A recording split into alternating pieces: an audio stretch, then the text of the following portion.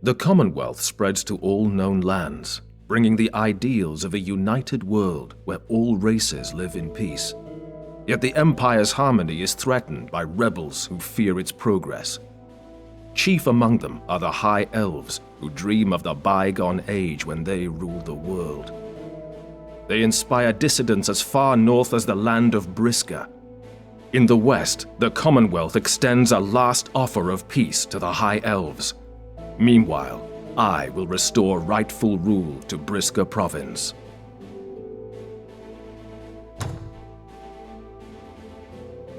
In accordance with the General Regulations for Officers, Volume 4, Section 12, Military Records, I, Edward Portsmouth, Dreadnought Commander, make this record. As a graduate of the Imperial Dreadnought Academy for Mythomechanical Systems, I commit myself to do what is right. I pledge on my honor to fulfill my duty in the service of Divine Emperor Leonis, the Commonwealth, and its free people. I vow to uphold the law of the people without regard to race, creed, heritage, or personal sentiment. I devote my mind to logic and the hard sciences. I take upon myself the ancient oaths of our founders. I am ready. Day 38 of our journey north. In the distance, I see brilliant white mountains, tainted by columns of smoke rising from a city in ruinous rebellion. Centuries past, the Commonwealth drove out the Frostlings. Like the High Elves, they used archaic claims as an excuse for backwardness and savagery. My predecessors cleared away the monsters of ice and snow and brought civilization. Still, this land is full of ancient secrets. A fanatical cult worshipping a frozen goddess has provoked an uprising. The people have cut off all tributes to the Commonwealth and razed a number of towns. Now ice encroaches over their fields, while monsters that have not been seen for generations have returned. No doubt the High Elves are behind these troubling events.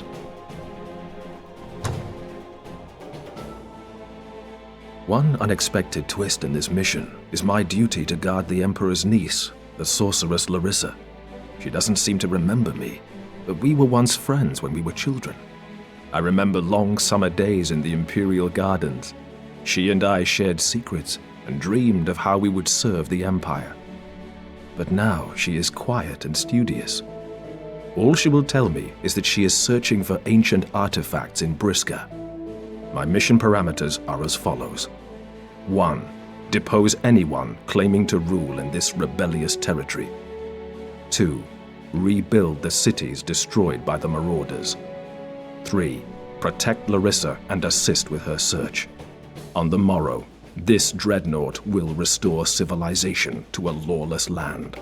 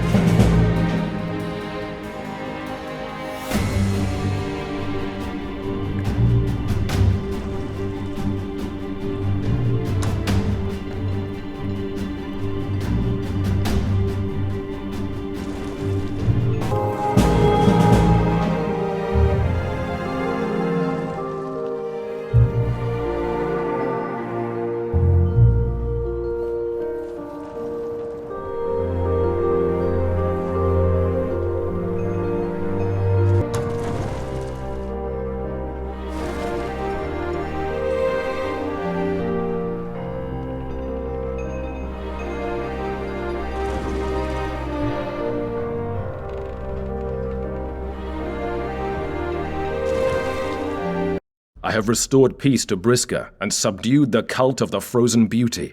The capital buzzes with excitement. I have received a note from the Academy, a writ of authority brought by formal diplomatic envoy signed by Emperor Leonis himself. Briska is now mine to govern, and I am authorized to act on my own accord within the Commonwealth.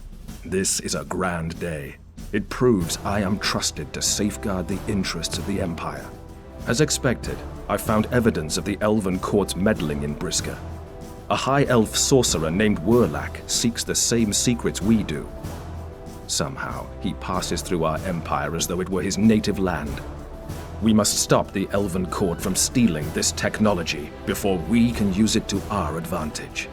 But tonight, I won't dwell upon such miscreants. Tonight, we celebrate. My mission to Briska was but a precursor for the true task. I have placed myself at Larissa's disposal. Her brilliant research will change the Empire, most especially the Dreadnought discipline. I build machines that require engines powered by combustible fuel, feeding hissing boilers to generate the steam required to turn gears and push lever arms. Now, imagine a compact power cell that fits in my palm, capable of propelling our greatest vehicles.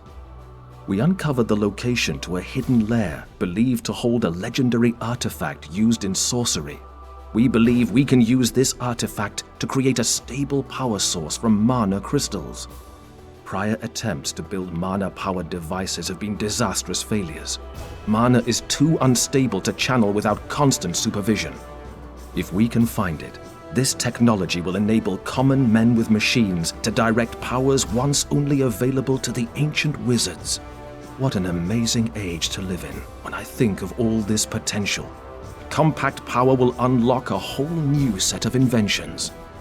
This discovery will remake the Commonwealth and guarantee our nation's stability for thousands of years. It must be safeguarded for the good of the whole.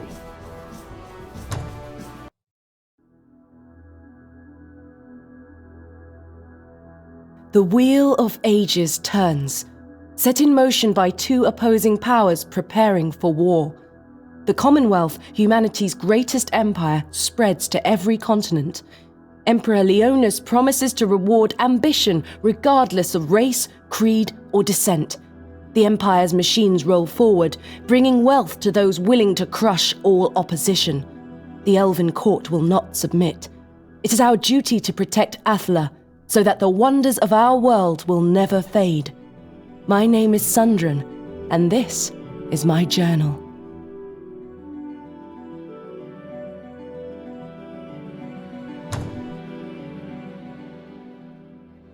My father is King Saradas, once first Stormlord of the Dark Elves. My mother is Julia, former Queen of the Wood Elves. Their passion reunited dark and light souls, restoring the High Elves. Their power reinvigorated the glory of Inioch's ancient elven court. My brother, Prince Thanis, is firstborn. He is schooled in war and statecraft, destined to great deeds. I was born second and a girl. All my father wants me to do is secure a powerful husband, but I want none of that. In public, I may be a dutiful daughter, but I have trained and I have spied. I will be more than just a princess. In the court, envoys come and go. Everyone talks of war. Many flock to the banner of our elven court, seeking refuge from the human-run Commonwealth with their technologies of metal and smoke.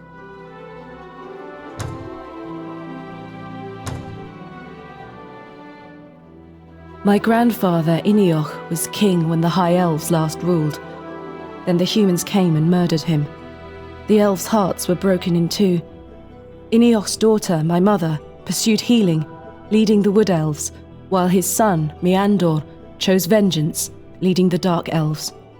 While we fought among ourselves, the humans grew in power. Then came the shadows to consume us all. For the first time, the world stood as one. Victorious, leaders of all races joined together to form the Commonwealth. My mother guided them, but one by one the mortal founders died. Their children forgot their forefathers. In 2 generations, they sought gold over virtue. my mother's dream of harmonious equality died. The Dark and Wood Elves withdrew from the Commonwealth, turning to each other for survival. My parents' love was their catalyst. One midsummer eve, those broken elves gathered for a night of sacred unification. Bodies and souls joined, performing a mystic ritual we call the Mending. My brother and I, the first of a new generation, were born thereafter. The High Elves had returned. I found an opportunity to escape my gilded cage when Thanis was sent to negotiate with the Commonwealth at the Council of Origins. I slipped out amongst the entourage and joined my brother. Thanis thinks war can be averted, but during my nightly spying I have overheard even our trusted allies lusting for power. These lords would sell their own families for an advantage in the impending conflict. Though a warrior, Thanis favours peace. He repeats my mother's words: diplomacy is essential to prevent war. I fear they are too late, and history favours the one who strikes first. The council is to be held at the Pool of Origins. It is a sacred place where leaders go to settle disputes. It is guarded by a wise orc named Gamblag. His powers ensure envoys can attend the council without fear of violence. Yet, on our approach, we hear movement in the woods trailing us. Thanis leaves his guards with me, while he enters Gamblag's domain.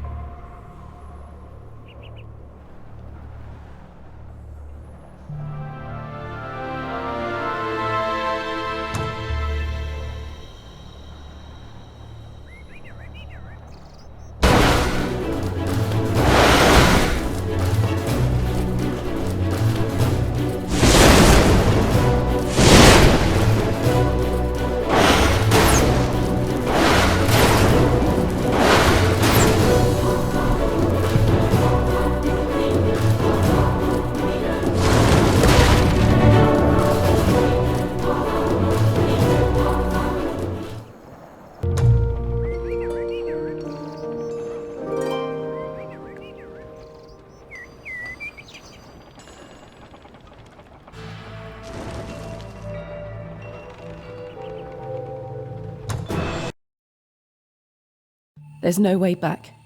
Thanis is dead. Oh, my poor, dear, foolish brother. I should have kept you safe from traitors. I knew the greed of these lords. But now is not the time to mourn. I now know the heart of my enemy, this Commonwealth. They will desecrate anything to fuel their appetite to expand. Ruled by mortal men with short lives, how can they value life when death is their destiny? Before departing, I took Reskar to the Pool of Origins. He has a draconian artifact called the Radiant Egg. He bathed the egg in the mystic waters and began speaking of prophecy and restoring the trust of dragons so his people can find a homeland. There was much I did not understand, but the egg now glows like the sun. As I was there, I gazed into the Pool of Origins. I've never been one to believe in visions or prophecies, but as the ripples cleared, I saw something.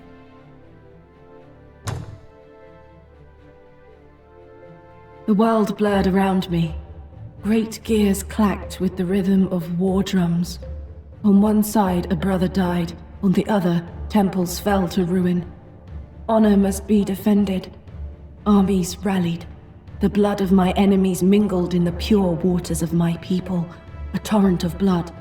Then a well of deep shadows gathered, drinking the sea of blood.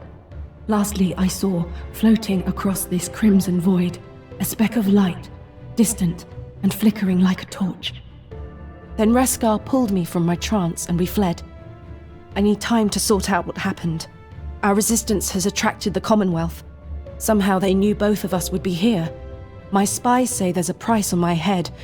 Something has gone terribly wrong here. I cannot return to my father, not yet. He would use this incident to ensure I never leave, and I would never discover the truth. I must prove that I am more than the last living heir. I commanded the elf troops to take Thanis' body back to the Elven Court. Their movement should distract the Commonwealth spies, while I help Reskar escape and follow his vision.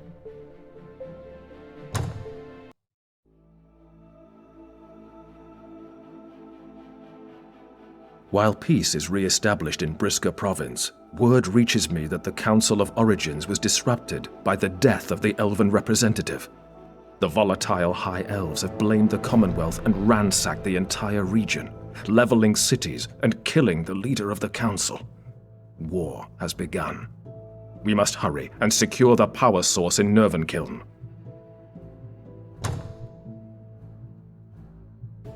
I accompany Larissa to the blighted lands of Nervankiln. It's not the sort of land one takes a lady. This cursed wasteland has been haunted for as long as history records. All attempts to revitalize it have failed. Thanks to our discovery in Briska, we now know the reason the earth here stays toxic. A long-dead Stormlord, Melanis, placed her secret lair within the heart of Nervankiln. Legend states she could trap power in mana crystals indefinitely, thus perpetuating the blight long past her death. Larissa's research indicates Melanis created an artifact to do this. If she can study its workings, Larissa hopes to extrapolate the arcane patterns to create mana fuel cells. My orders are to 1. Protect and aid Larissa. 2. Enter Melanis' hidden lair. 3. Discover the secret that powers Melanis' lair in her absence, while avoiding the rumored ancient magical traps and guardians. 4. Return to the dwarven city Henge Vault with the knowledge to create the first mana fuel cells.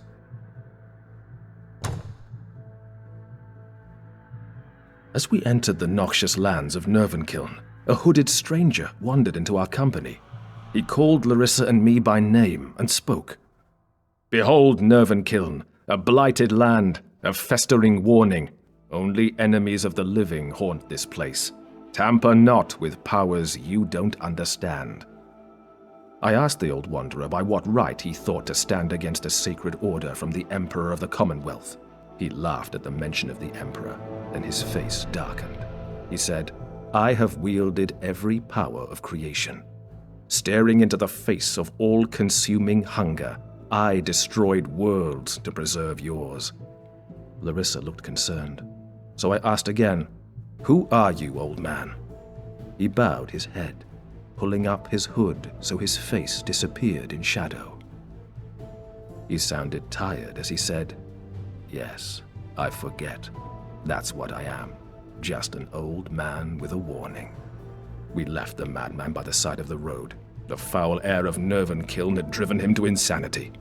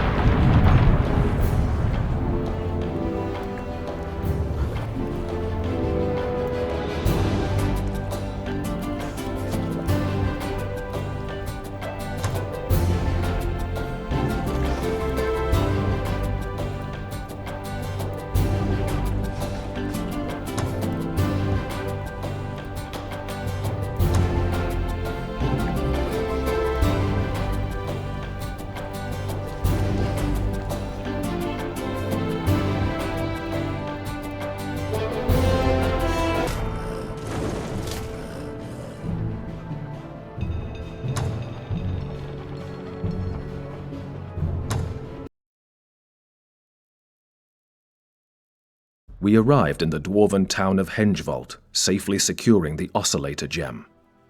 With the help of the industrious dwarves, I constructed a prototype vehicle that hurtled about the workshop for half a day without stopping, on power extracted from a single shard of mana. We've only just begun to discover the full potential of mana fuel cells.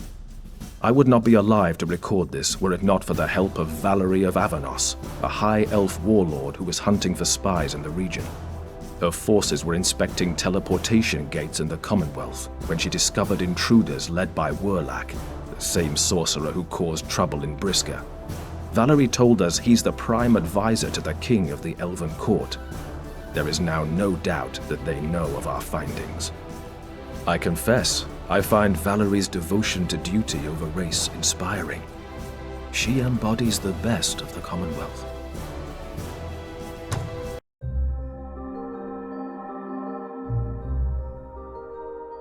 From Briska, far to the north, word comes that the Commonwealth has recaptured the territory and broken the freedom-loving rebels, robbing the Elven Court of potential allies.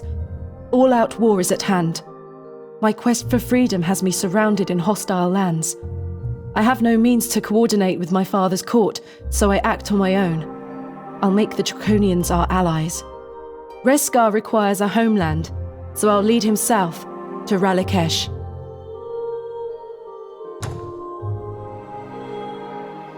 The Draconian settlers gather around Reskar. He uncovers the radiant egg, a symbol of pride among his people. It's just an egg to me, but something about it is changing. Though encased in a golden shell, I can tell Reskar cares deeply for the life stirring within it. He carefully lifts the egg to the sun, and every Draconian erupts in a chorus of beastly roars, which I interpret as cheers of joy and excitement. Despite Reskar's attempts to explain, their traditions are strange to me. Sages believe that Draconians were created by dragons to conquer the soft-skinned races. With that reputation, it is natural most people in Athla hate them. Personally, I like them. Although the Commonwealth promises racial equality, the Draconians are ignored, despised, and kept away from other communities. Still, they manage to endure. Ralikesh is a land of scorching heat.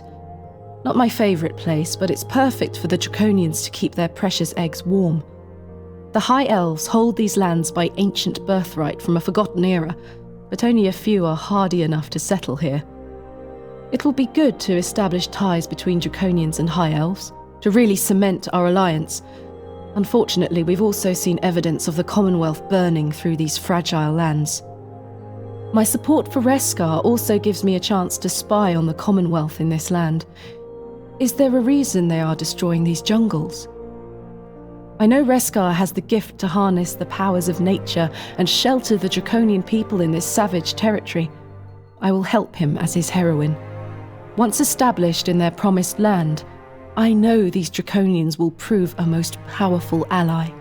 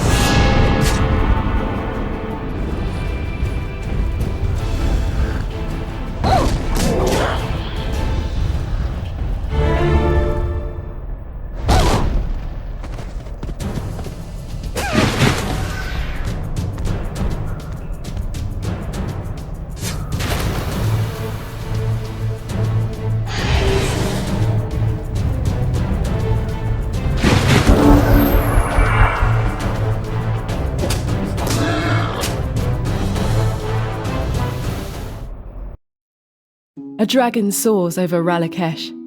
I am proud to foster these magnificent people in their haven. Where dragons roost, draconians thrive. Now I will leave Reskar to fortify this land. His allegiance is unquestionable, and he will stand by me whenever I need him to. I didn't have to sell myself to a suitor to help the Elven court. With this victory, I could return. But first, I have a new priority. The Commonwealth is hoarding mana crystals. The Empire's dreadnoughts have traditionally been motivated by gold to build their machines. So why the need for the source that powers magic? I have met new allies, Groshak, an orc with the gift of sorcery, and Nomlik, an exiled goblin priest from the Commonwealth. He will lead the way into enemy territory.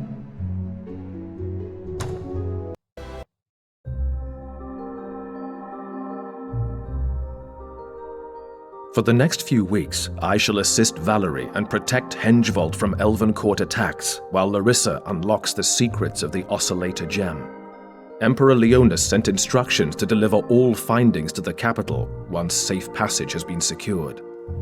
Factories throughout the Commonwealth hum with the sounds of industry, anticipating the inventions we will soon create.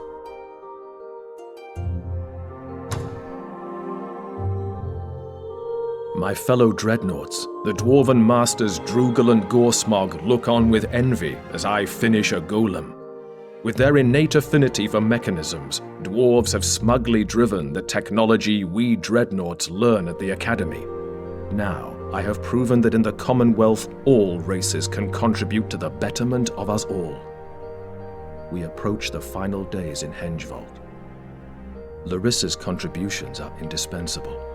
I wish I could tell her, but working with the Oscillator Gem strains her. She seems wary of something. We even had an argument the other day. She doesn't believe the Emperor is wise to leave the Oscillator Gem in Hengevald. She fears it could be used to unleash terrible powers upon the world. I thought she was being dramatic, and Valerie told her not to question the Emperor's divine will. She has been avoiding us since. Valerie's story rekindles my love of this great empire. She has endured many hardships here due to the hatred many have for high elves and the Elven court. Instead of folding to bigotry, she has only become stronger. Her loyalty to the Commonwealth's founding principle of racial fairness is beyond question. Early this morning, Drugel and Gorsmog came to Valerie in alarm. A dwarven Commonwealth lord named Svengir has stolen the Oscillator Gem. The dwarves want Valerie to retrieve it before it falls into the hands of the Elven court. She asked me to accompany her on this mission. It will be my honor to work with Valerie to establish order in the Empire and rid us of traitorous spies. Larissa has not yet been told of the theft. She was right to warn me. I have to retrieve the gem as quickly as possible.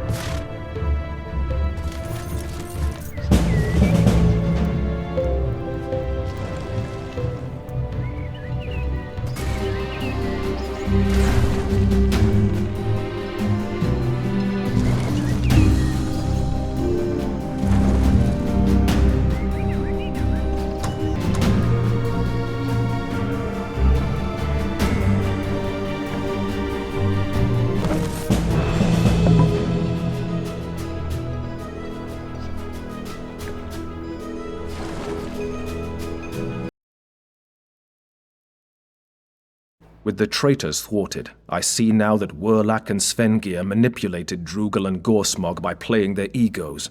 The fools thought to follow the elven court and create a dwarven court using mana-fueled technology as leverage. The most heartbreaking discovery was Larissa's disappearance. I feared when the traitors came for me that they would have slain her. But we have found no body. The oscillator gem is still missing. Valerie tracked Larissa's trail to a teleportation gate outside Nervenkiln. It was too risky to chase after Larissa without reporting everything to the capital. Still, I feel as though I have abandoned a friend. Rumors buzz through the Empire, claiming Larissa stole the oscillator gem and gave it to our enemies. I've taken my rescued mana cell designs to Stronghelm's Academy, where the Empire's finest greet me with cheers. The Emperor awarded Valerie and me with the Mark of Valor. To the Empire, I am a hero, but I feel useless. I don't know what to believe. I would verify the reports personally, but mobs of students monopolize my every moment. I'm tired of accolades. I must discover the truth.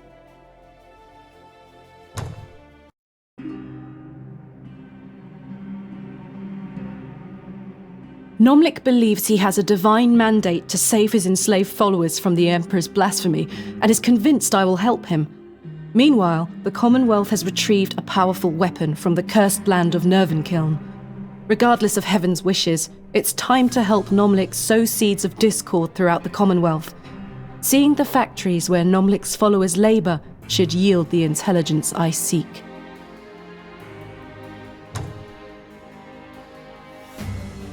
Nomlik's sad story starts with a priest named Vorodicius. This charismatic priest forsook all gods and declared Emperor Leonis to be divine ascendant. Naturally, the Emperor appointed him High Priest Eternal. Vorodicius purged all rival gods from the Imperial Temple, replaced the signs of the All-Father, and demanded all priests bow to Leonis.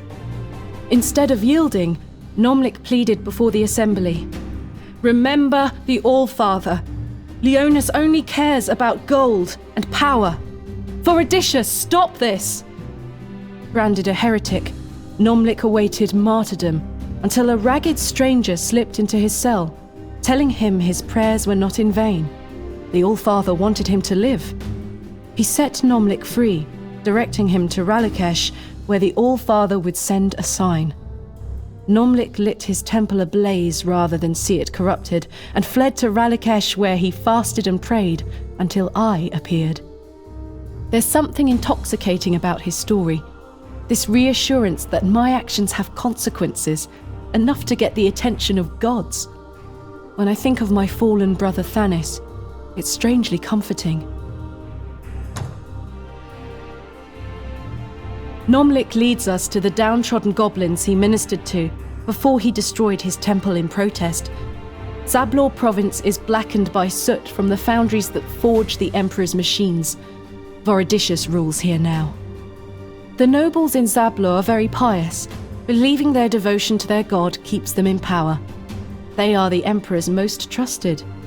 His whims are revelations from their infallible god. By his decree, they build his weapons and make obscene profits, with which they build opulent churches. His high priest has no objection to their generosity and pardons their sins. Nomlik preaches that a true god's love has nothing to do with wealth, that wealth corrupts the soul. He seeks to liberate his goblin converts from their debt to a false god. This is a battle of beliefs. Vorodicius exploits the urges of the body, while Nomlik appeals to the yearnings of the soul.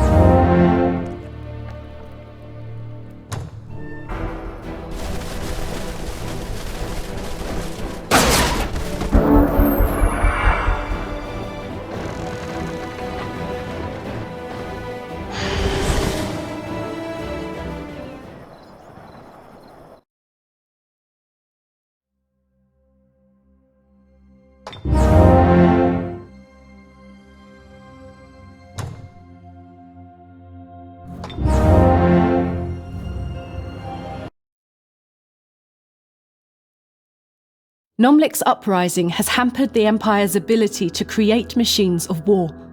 For Odysseus is no more, and the Emperor's religion is shaken by doubts. Leonis looks foolish. An infallible god should have foreseen this. Spies inform me this crisis of faith permeates the whole Commonwealth. Nomlik's work is miraculous. His belief is sincere. He refuses every luxury. Now that he has a substantial following, he uses all his means to buy the debts of captives. I admit I was sceptical that goblins could be useful in this battle of giants, but Nomlik proves that even the smallest beings are strong when united by a worthy cause. Who knows? Perhaps an all-out war can still be averted. I must warn my father of the evidence I collected in Zablor, and heed the warnings of the Wanderer. With a convoy of freed slaves in my wake, and a growing draconian army eager to crush the Commonwealth, I'm ready to face my parents. I'm strong. I should be there in person to explain my brave brother's death and mingle my tears with theirs.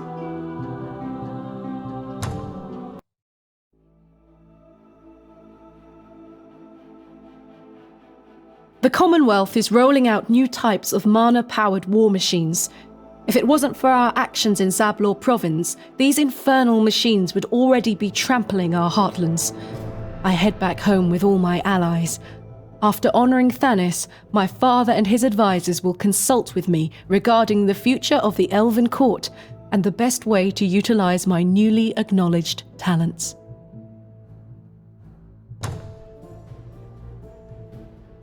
A cloud of despair looms over the Elven Court as we seal my brother's body in a tomb. My father thirsts for revenge. Immortals should not die. How can justice recompense a loss of life meant to be unending?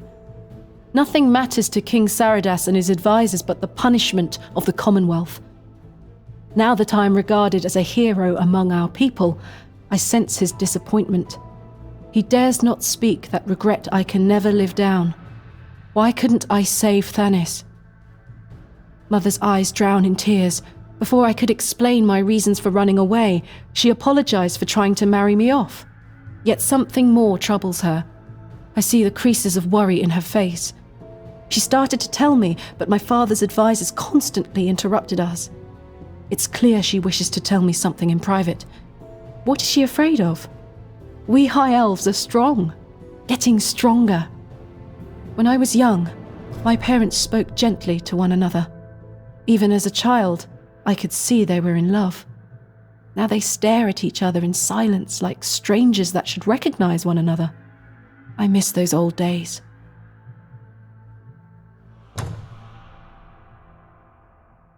Father thinks I should go to the Sapphire Archipelago.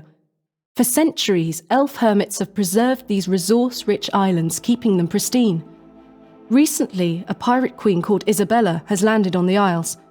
She has set up a shipbuilding enterprise to expand the Commonwealth's navy. My father's most trusted commander, Werlak, thinks it's the perfect opportunity to use my unconventional talents, as we don't have a fleet large enough to take the Isles by force. He thinks Isabella is an opportunist and can be convinced to switch sides. Father proposes an alternate plan to contact and organise the elves of the Sapphire Isles and attack Isabella's strongholds. He wants me to be ruthless and destroy every trace of humanity on the islands. Mother will never endorse genocide. She's given me a cherished amulet that once belonged to her mother Elwyn, who was assassinated. It is a significant token, and no doubt a warning. She says only to seek answers before destruction.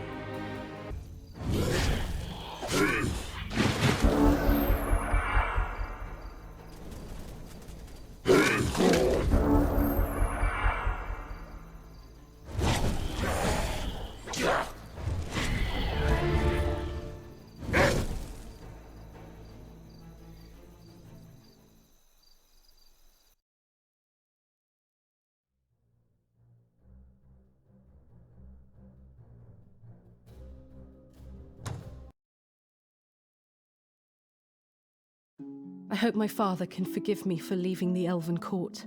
But in order to fight the Shadowborn, I must form the Torchbearers.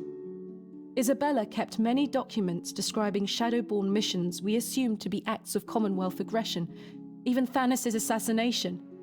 Merlin thinks this evidence was never meant to be written down, and that Isabella was plotting a takeover of the Shadowborn by collecting evidence she could use to blackmail her fellow secret conspirators. Though they use code names, by correlating the events and reports, the evidence is conclusive. Werlak is Shadowborn. Some Shadowborn plots aren't so obvious. They built the shrines to the Frozen Beauty, dedicating it to something called a Shaddai, using artifacts that once belonged to Artica. The shrine to the Scarlet Destroyer uses artifacts from Yakar. Both were wizards sealed behind the last Shadowgate. Their overarching goal appears to be to foment war between the two great powers in the land.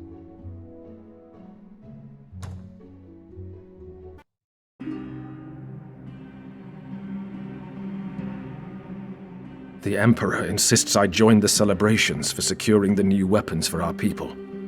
I find it hard to participate, while Larissa could be anywhere with the Oscillator Gem, and reports of troubles continue to plague the Commonwealth. The latest blow regards a goblin uprising in Zablor province that has done considerable damage to the Empire's production facilities. We must first defeat the enemies within.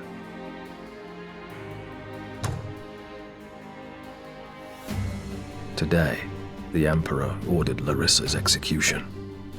I knew she questioned whether the Emperor was a god, but now she apparently allowed her doubts to fester into full rebellion against the Commonwealth. The Emperor reports that Larissa seeks to set up her own realm in the very place where once the world of Athla nearly met with oblivion.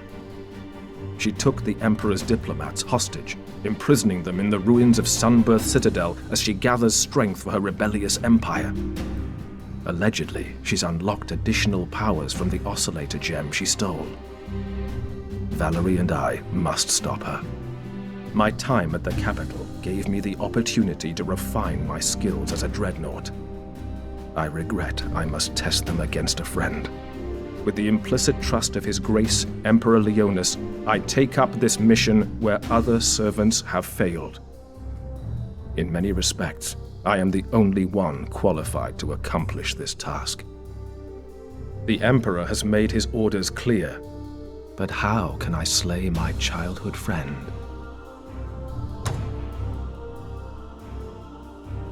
I hesitate to record this. As we approach the thundering skies of Sunbirth, the same mad wanderer from Nervankiln appeared. He claims to be Merlin, a despised figure from legend. Merlin lived in Sunbirth Citadel when it was still whole. He knew the wizard kings who rushed through the last Shadowgate before he obliterated it. Those wizards found new power in the Shadow Realm and claimed it without knowing the consequences. Merlin believed the power originated from a malevolence seeking to annihilate our world. He destroyed the wizard's circle in Evermore to channel its power, sealing off Athla from the Shadow Realm. The act destroyed Sunbirth Citadel and robbed all remaining wizards of their powers. With no wizards, famine and war swept Athla. It is said the Elven Queen Julia, who once loved Merlin, imprisoned and executed him to appease her angry subjects. So how could he be Merlin? The hermit had no response save a grin when I mentioned Julia. He addressed me by name, saying that Larissa is not a traitor, and that I must decide whether I wish to remain loyal to the Emperor or if I wish to save the world. He says I cannot do both. That's when Valerie rushed in and he fled. He's clearly insane, so why can't I dismiss his shrewd smile?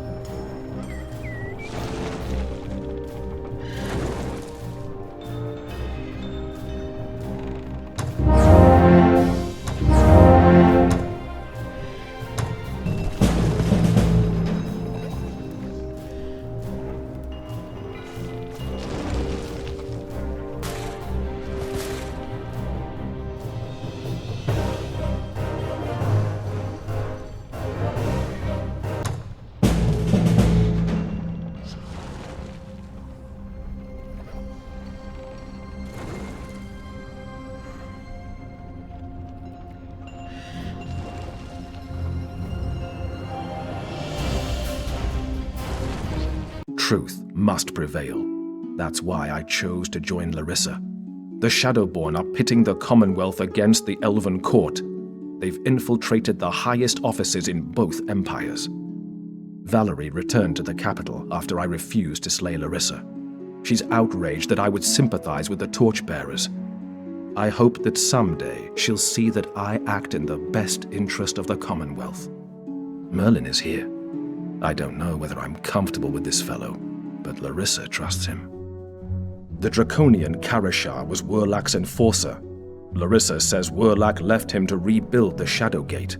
These Shadowborn aim to weaken us all until they have the power to open a portal to the Shadow Realm. Merlin gets particularly ominous about this, sounding almost paranoid. He's convinced the ancient wizard kings seek to reclaim this world. It begs the question, how many other Shadowborn plots are yet to be uncovered? Following my victory, a Commonwealth dreadnought, Edward Portsmouth, arrived.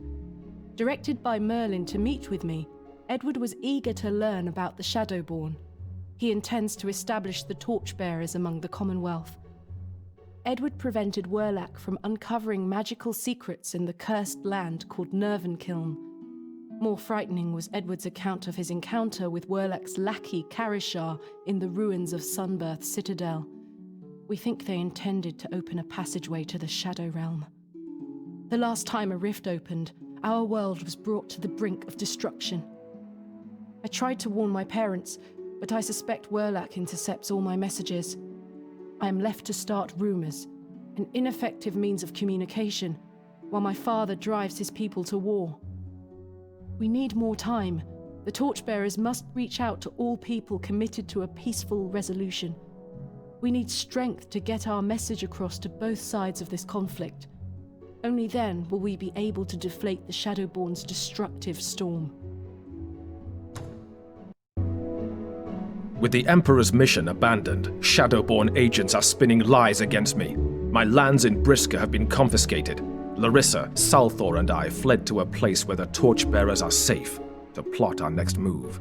Merlin led us to the Sapphire Archipelago. There I met with Sundren of House Iniok, daughter of King Saradas of the Elven Court. She discovered the Shadowborn plot against her people and founded the Torchbearers. The Shadowborn are building shrines across this land dedicated to the lost wizards. These wizard gods give power to their supplicants, helping them fight.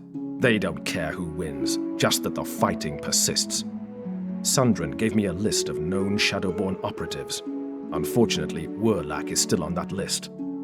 In order to succeed, Sundren believes we must spread the Torchbearers across both nations to stop the war.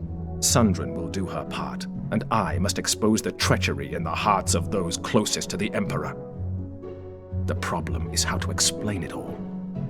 Valerie left because I sided with Larissa. Valerie is no Shadowborn, but believes war is the only answer to Elven Court treachery. She sees talking as a sign of weakness. For many, only weapons speak.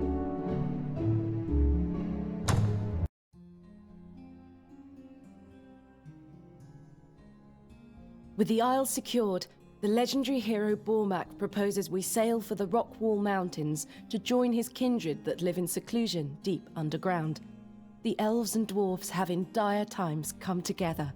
It is time to rekindle the ancient bond of earth and sun, root and leaf. Together we will establish a safe haven for the Torchbearers.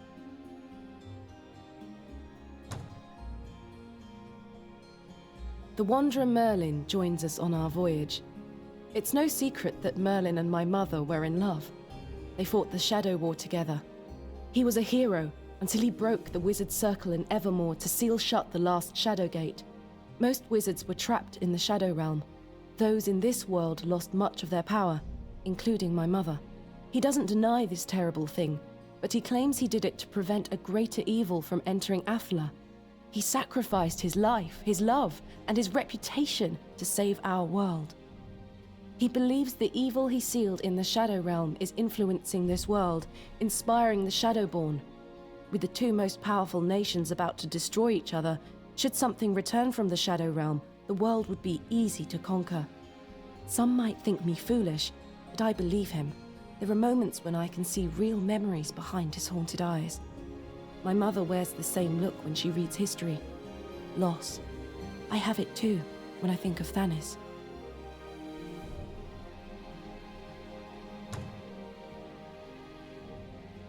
Merlin's presence is but a small comfort as I don the grim face of leadership.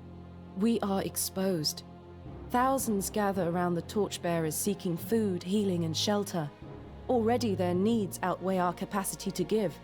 If we could conquer these Rockwall Mountains, they would be safe to escape the encroaching war behind its well-fortified slopes. The dreadnought Edward we met at the Isles gave Bormak his secrets of mana fuel cells to power any new creations the dwarf may build. We must grow the roots of this new power deep underground before we reach for sunlight.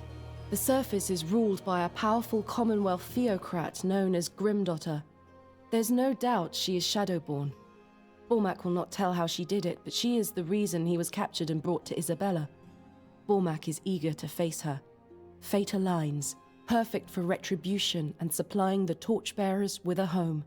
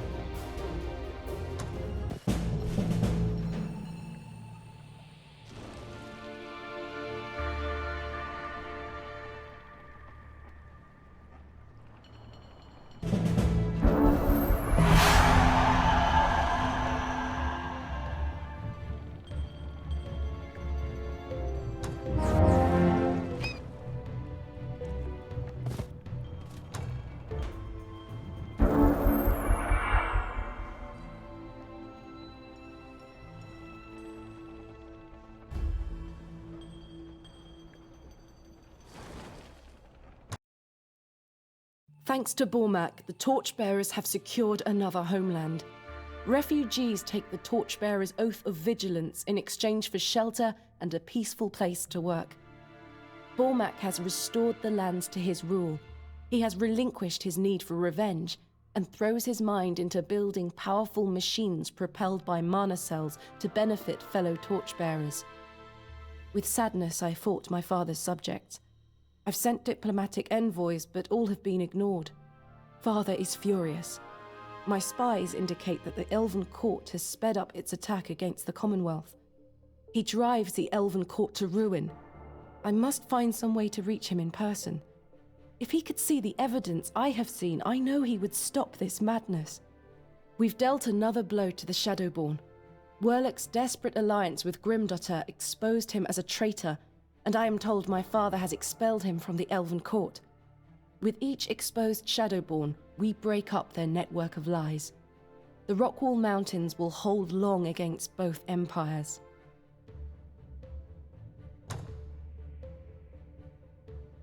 I always viewed the Commonwealth as a human abomination, but it was founded by all races. The humans took advantage of their huge populations to shift power in their favor, but the original empire was founded on principles of racial equality. Merlin says my mother and her keepers aided in its formation. Merlin appears at my fireside during rare quiet moments. Sometimes he says nothing, but sometimes. He told me of the first time he met my mother, the sense of wonder he felt. He says I remind him of her. I know it's weird, but I asked him why he never chose to be with my mother. His wistful eyes travel centuries into the past. He says he never had the ability to grant my mother's fondest wish. I asked what it was, and he said, "You, Sundren, and the High Elf race. With all my power as a human, I could never complete the mending. Your mother wanted her people healed, so I had to leave her. It's history now. Your father doesn't know this, but I knew of his feelings. As a wanderer, I helped Saradas uncover the ritual magic required to perform the mending."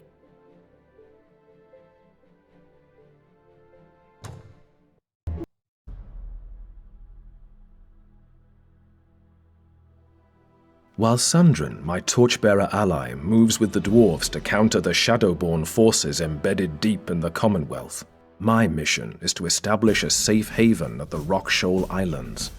We will need to raise a force so we can fight the secretive cult that breeds hatred and stop two empires from destroying the world.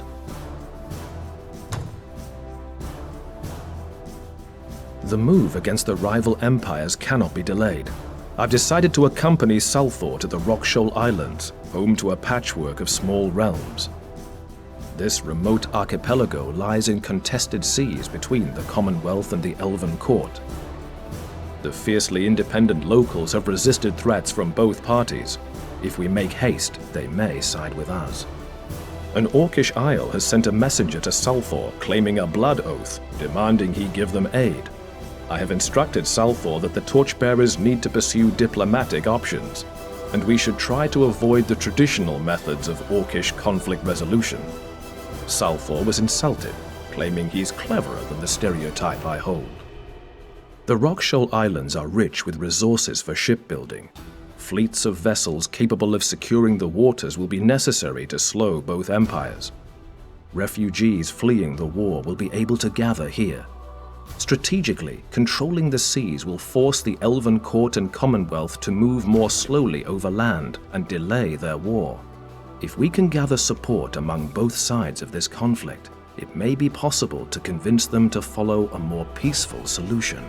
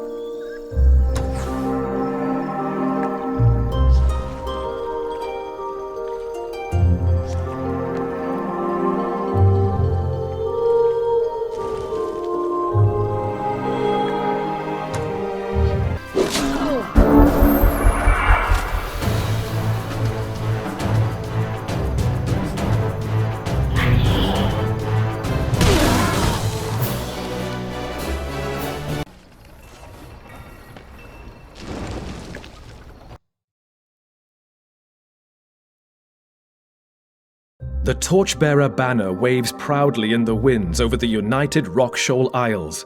Innocent refugees, ambitious profit-seekers, freedom fighters, and even scoundrels flock to our standard. Admittedly, some dirty work was necessary, but we are a nation formed in the image of the ideals once held by the original Commonwealth.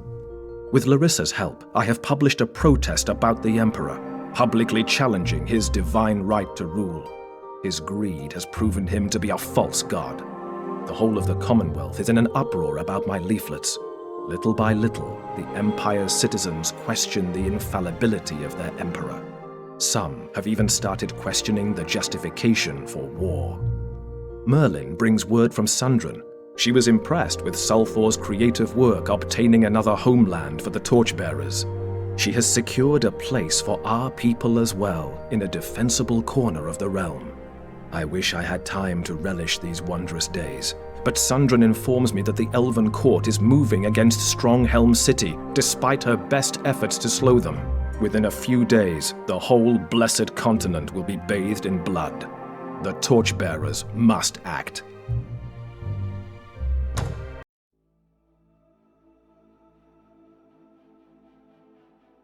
As two behemoths clash head-on, the Torchbearers emerge in the arena to keep them from completely destroying each other. We have to be cunning, as we are greatly outnumbered and cannot win with a direct assault. I take strength from my allies. My friends, and those who still hope for peace, stand with me this day. We will determine the fate of Athla. I must seal my heart behind steel, lest I lose my nerve and hide from the terrible task before me. I must counter the lies and repel two armies long enough for the whispers of truth to be heard. Me, one who has used lies to profit. I am acquainted with the power of deception. Now, I must stand up for what is true. My father is a master strategist. He was born to a race founded on cruelty. He will wield every ounce of his power with ruthless determination. Reskar tells me that Phi Dural, a Shadowborn agent, convinced a large group of Draconians to fight for the Elven Court. Though weakened by Nomlik's insurrection, the Commonwealth is not without its own dangerous might. Their machines are deadly, and they are many. Despite my best efforts, the Shadowborn have exactly what they want. Machines rumble, the men march. The Commonwealth and Elven Court stampede towards each other. Both my father and the Emperor lead their forces in person. Merlin bolsters me with stories of my mother's bravery in the face of hopeless odds. How I wish I could tell her all I know. I used to think she was weak. For centuries she's worked secretly to prevent this moment, but she was just one voice. Now she's caught in the wake of my father's wrath. She must be here somewhere. Somehow we noble few who know the truth must convince the world that they kill for a lie. It's not enough to stop one side. The other would trample us all. The Torchbearers must stop both sides. We need to capture Leonis and Saradas.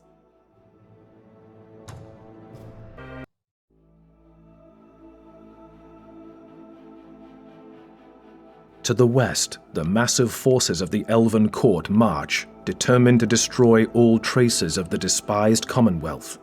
To the east, the Empire trundles forward with machines of great power, ready to steamroll the elves and their homeland. The Torchbearers are positioned in the middle of the conflict, in a desperate gambit to stop this war. We few shall dispel the hatred and save two nations from the Shadowborn ploy. War only profits evil. Every fallen victim robs the world of possibilities never to be known. The world convulses in chaos as the rule of law crumbles. Men become instruments of murder. Merlin claims that this is nectar for dark gods reaching from the Shadow Realm. They lust for our world with unquenchable hunger. There is an evil spirit force behind them, something driving them to their dark ambitions. Once, I was content to obey orders, just a part of the Commonwealth machine.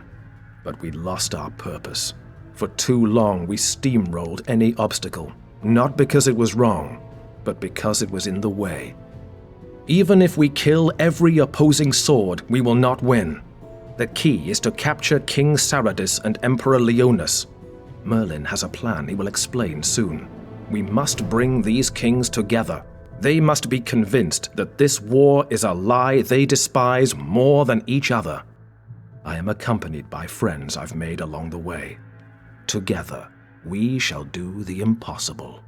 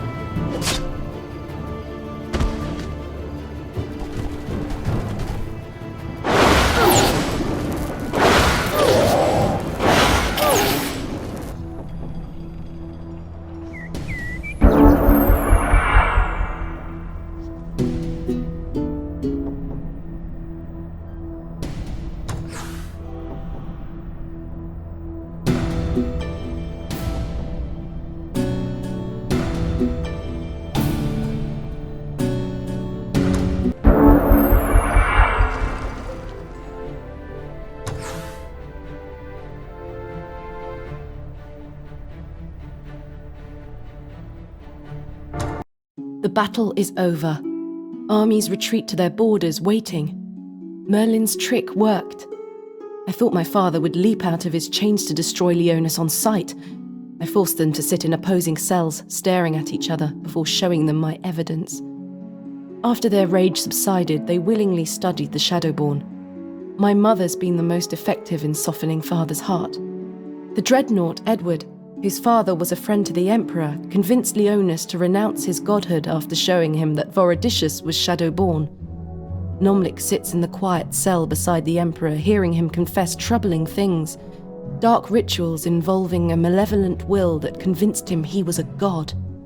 I believe in time father will make peace with the loss of his son, knowing the Shadowborn plotted it. I overheard Leonis comforting father over the tragedy. They were both fooled. I don't expect their mutually inflicted wounds to heal overnight, but I hope someday the scars will fade. The Torchbearers hunt Shadowborn operatives across both empires. My new friend Edward leads the Torchbearers across the Commonwealth, while I lead the search through the Elven Court.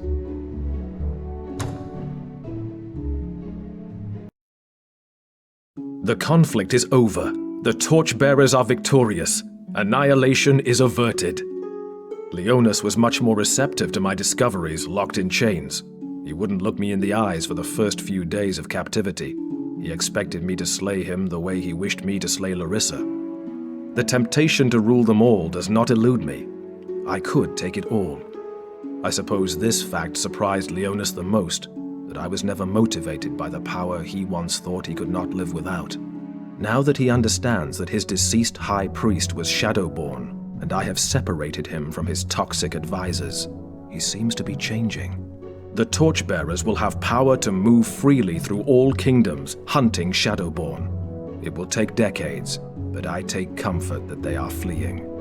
King Saradus was difficult until his daughter stepped forward. He does not trust me, but I can tell it pains him to fight with Sundren. She convinced him that the Shadowborn, not the Commonwealth, assassinated his son. Merlin and Queen Julia both talked with him. King Saradus seems more amazed than angry now. I wish I could understand the history those three shared, but it is long and tangled.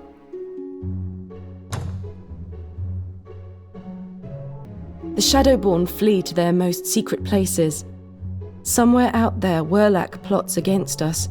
Due to the millions of displaced refugees spreading across the world, many have disappeared. Edward and I compared what we know of the Shadowborn. There is something trapped behind the last Shadowgate, something that wants into this world. The Shaddai war shrines all hold an artifact that once belonged to an exiled wizard. It is common law that the spirits of the dead will sometimes attach themselves to objects of importance that were theirs during life. What if the power that seeks this world once ruled it? Merlin fears the same thing.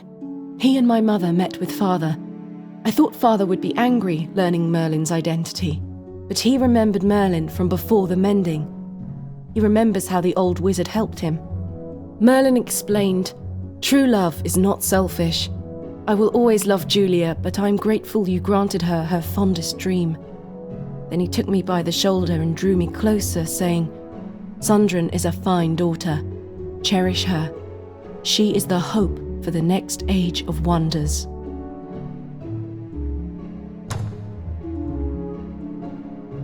It is quiet tonight. My spies have little to report.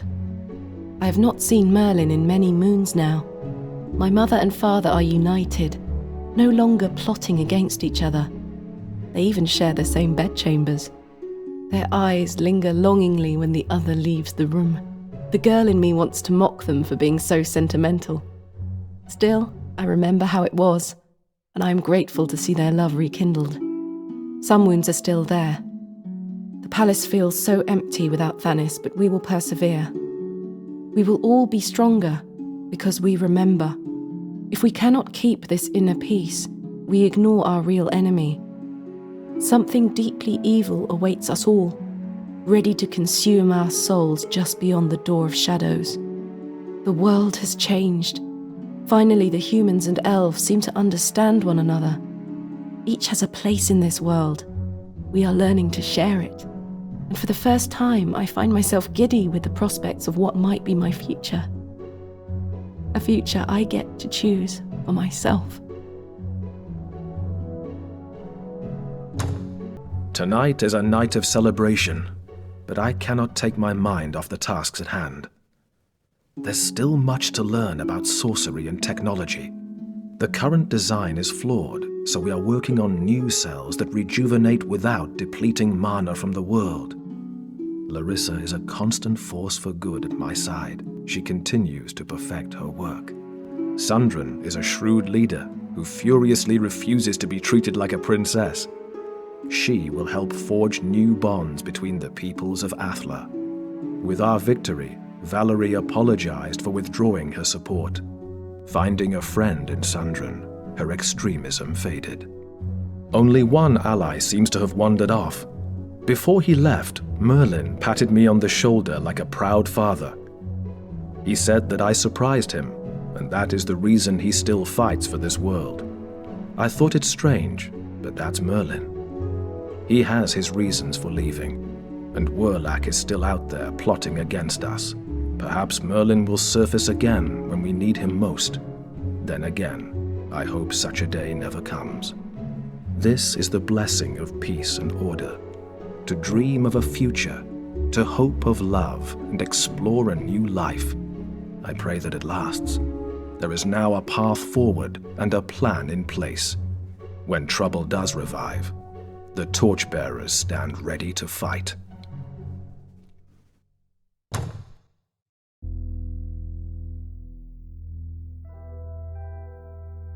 Day 3 of the Thicket Moon, the 57th year since the Heartwood Massacre. My name is Ernest, and I'm a Thistlewood of Ampost, one of the last refuges of the Halflings of Athla. I start this journal on the day that war has found us again. Refugees have washed upon our shores. Our village is flooded with scared, war-battered people. Among them is Hambinga, the legendary halfling hero, and the news he has brought will change everything. New Heartwood is gone. The refugees bring wild tales of rampaging orcs and goblins. I cannot imagine what they must have been through. The refugees hope to find a safe haven with us, but our Ampost colony is deeply divided along old family lines. With no central leadership and with thousands of extra people to shelter, we will be unable to withstand the attack many fear is coming. Among the refugees is a legendary hero, Hambinga, of the Order of Keepers. He calls for a council hoping to find a suitable leader to unite us. The Peacocks, an old family respected for their quiet devotion to the Allfather, were the first to present a leader, the pious Roger Peacock. The Moonflower family, who made their riches through trade, argued that they had more experience in the ways of the world and put forward the calculating Camille. I represent our family, the Thistlewoods. We are builders, farmers and watchmen, and I believe we need more than just an army. We need to change our ways, to stop sipping tea in our gardens while we gossip about other families. The time has come for a new kind of halfling, a race of fighters.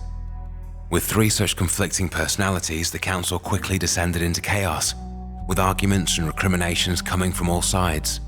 Fearing that our squabbling could erupt into civil unrest, Hambinga proposed a contest. The first family to successfully settle the mouth of the Serpentine River and build a realm large enough to protect our people shall lead the 3 united halfling families.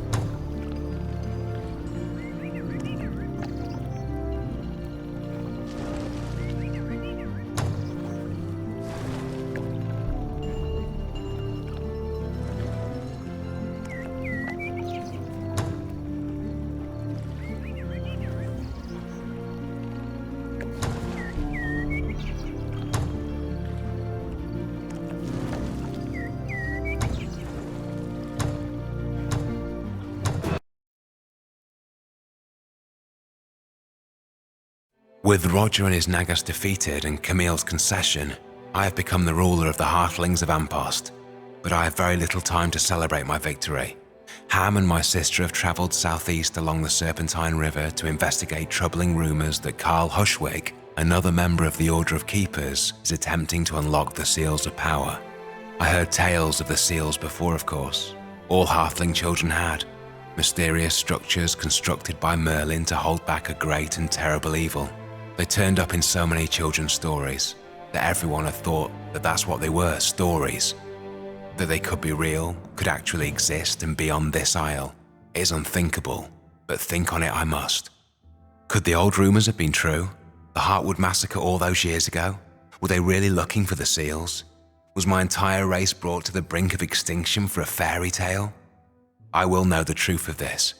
I will raise an army and move to offer support. The Hearthlings have stood isolated for long enough, and it's time for us to take back our place in the world before one of our own plunges into chaos.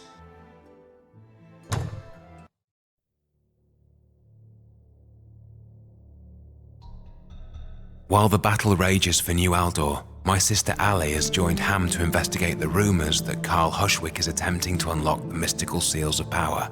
These ancient structures hold back a terrible evil that cannot be allowed to escape. My sister Ali is following the river deep into the jungle. At some point she will come to New Heartwood, scene of the massacre but a few short weeks in the past. I shudder to think what they shall find there. How many bodies staring blankly into the sky? How many children? Ham told us more of the Keepers. He explained how they long struggled to hide the locations of the seals from outsiders, lest they try and unlock the awesome powers they hold back. He admitted that the Keepers themselves were the target on the night of the Heartwood massacre 57 years ago, and he breaks down as he admits New Heartwood fell for similar reasons. A magical, tainted gem was given to him for safekeeping by a human sorceress. A gem that might unlock the seal's power. A gem that raiders would come looking for. A gem he left with Carl Hushwick for safekeeping. He laments that the whole situation is his fault, and I find it hard to muster more than token disagreement. But dwelling on the past accomplishes nothing. We will rebuild New Heartwood, find Hushwick and recover this gem.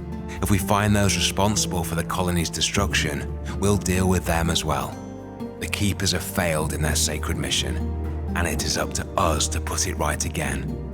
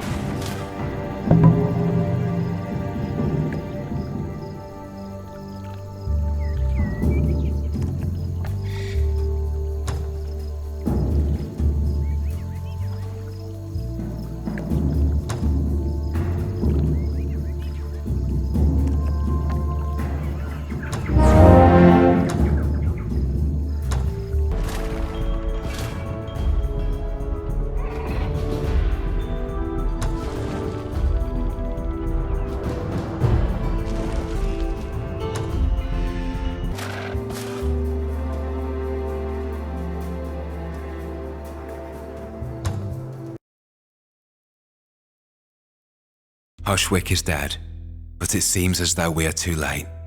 As his life slipped away, Carl confessed.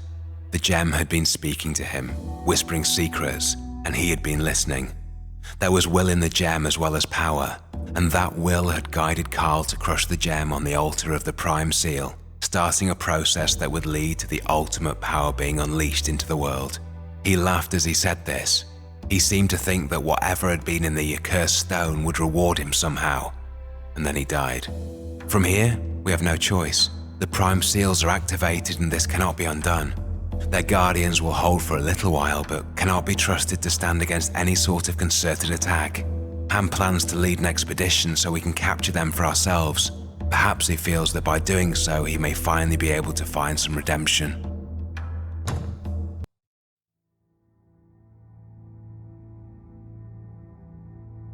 Hushwick has activated the seals and we have no choice but to try and take control of them ourselves. The power of the seals is a terrible thing, but for it to fall into the wrong hands will be more terrible still. As we near the Prime Seals, Ham begins to explain a little of their history. There are soft spots in the world, places where the gap between this realm and the Shadow Realm is thin enough to breach. Seals were built on these spots by the wizard Merlin, and enchanted with spells to lock them in place. These seals were bound to the Prime Seals in turn. As long as the Prime Seals remain inviolate, the lesser seals will remain hidden, and the Shadow Realm and its power will be locked away. Now that the Prime Seals have been activated, their guardians will spawn as the last line of defense. If they are overcome and if someone were to hold the seals for long enough, then the Prime Seals will break open and grant the holders incredible power, albeit for a few hours. It will also reveal the lesser seals, making them visible all over the world.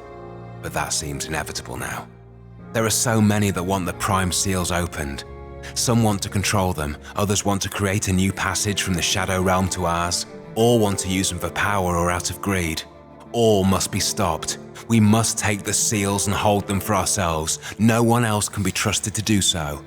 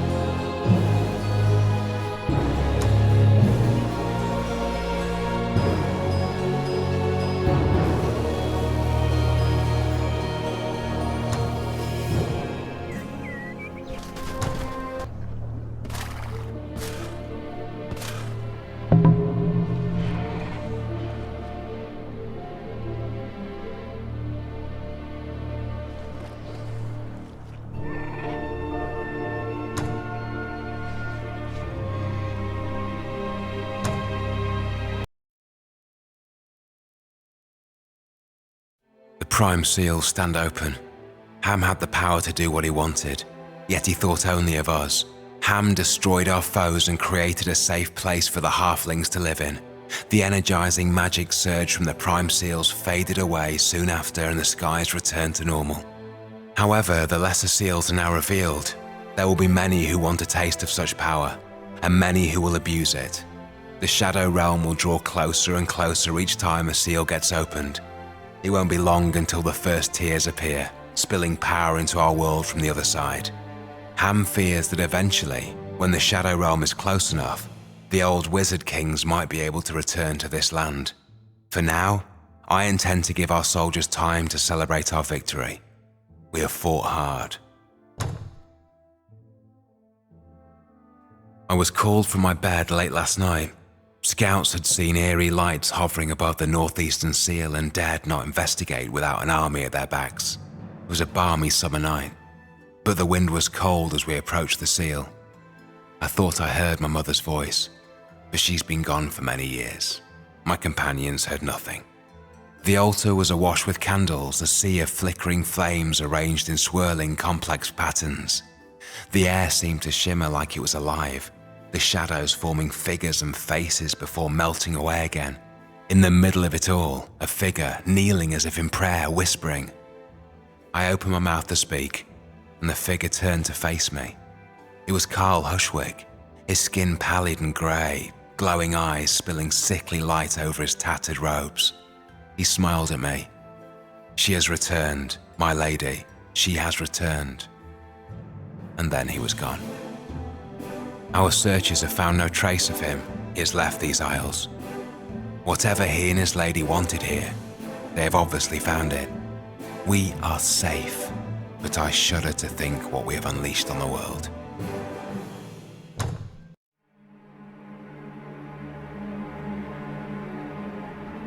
The Frostling clans are gathering. The new High Queen has taken the throne of Midwinter and is ready to choose her consort and reforge the alliance of the clans. Clan Varenheim has a proud history, but my ancestors' dedication to protecting the realm has left our halls in ruins. I am the last lord of our house. I must win the Queen's favor and secure repayment for our sacrifices.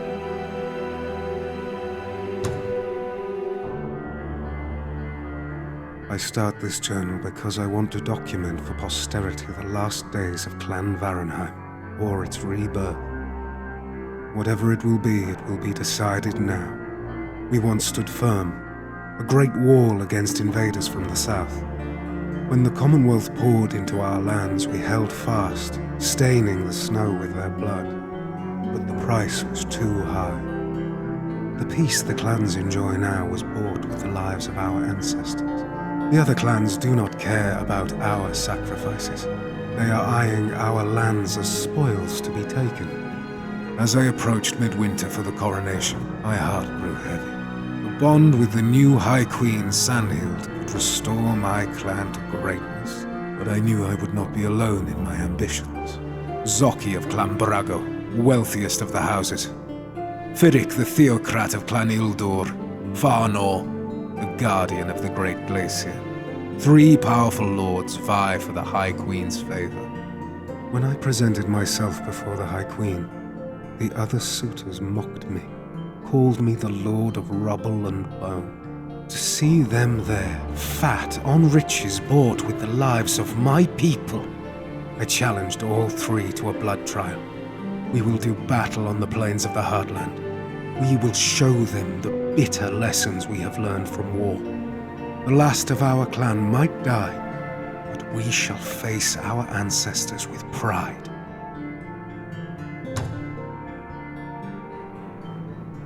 I traveled to the Hall of the Forefathers, the sacred place where we bring the bodies of our greatest ancestors.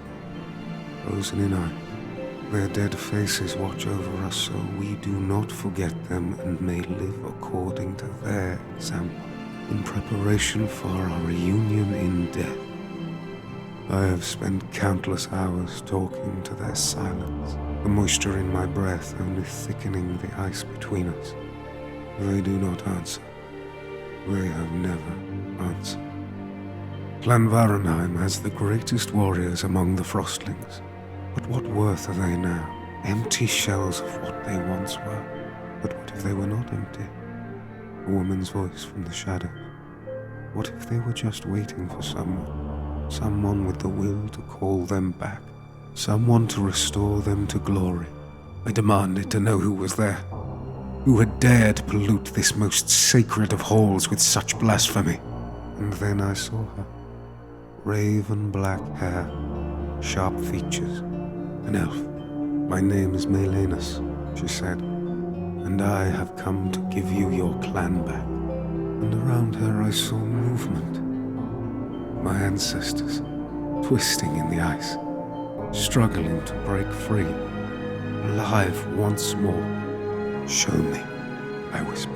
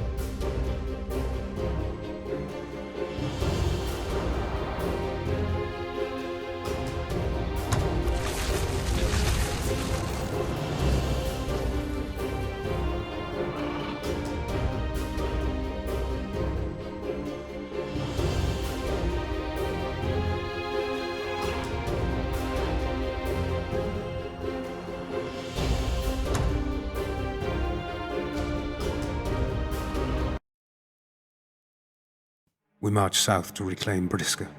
We have no time to feast after our victory. I have made an enemy of Melena's. I owe her much, yet she must have known I could never betray the Frostling people or my queen.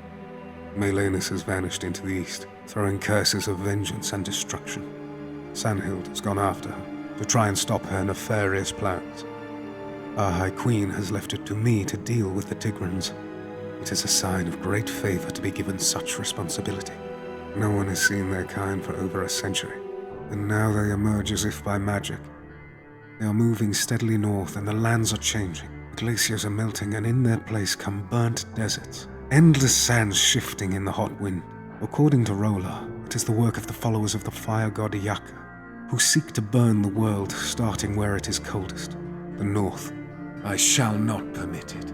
As my forefathers beat back the Commonwealth, I shall beat back these fire-crazed catmen, even if I have to empty every cairn and burial ground in the mountains to do so. My servants brought me the bodies of my rivals from the blood trial. They serve me now as undead trophies, chained to my mammoth as a warning to those who would stand against Clan Varenheim.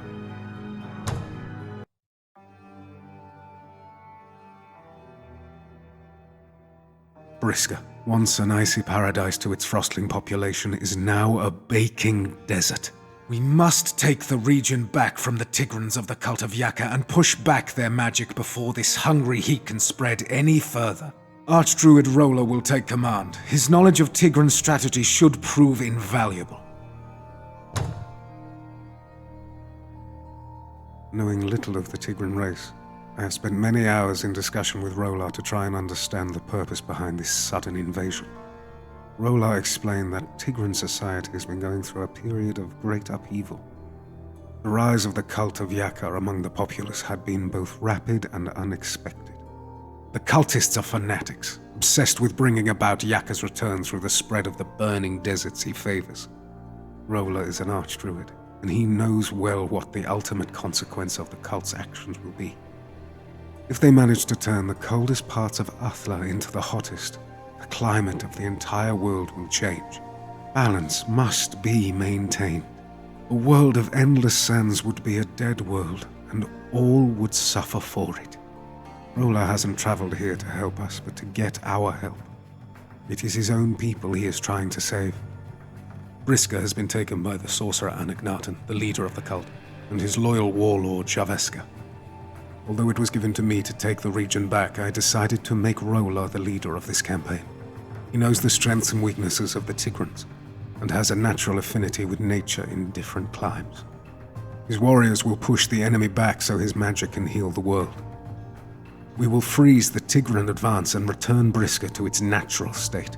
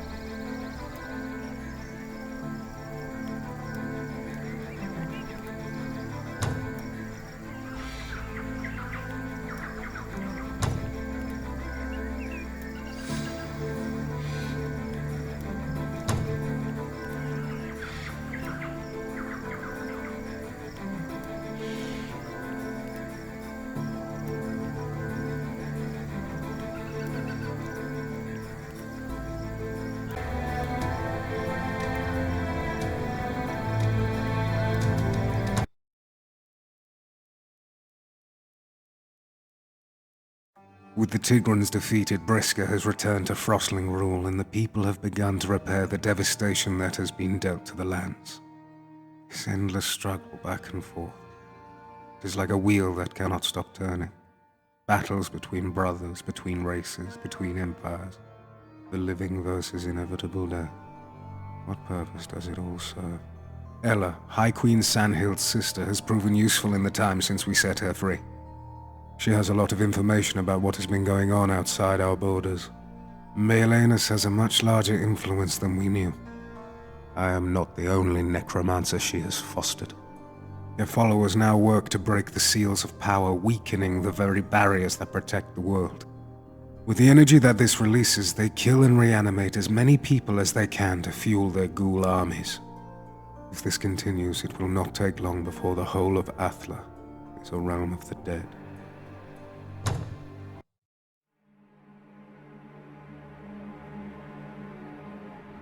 The rise of the necromancers has plunged the blessed continent into chaos. Everywhere the living are fighting the dead. At the center of it all is Maelanus, bent on destroying all life on Athla. High Queen Sandhild has tracked her to a cavernous region in the Commonwealth backlands. She has decided that the Frostlings shall take the lead in this fight.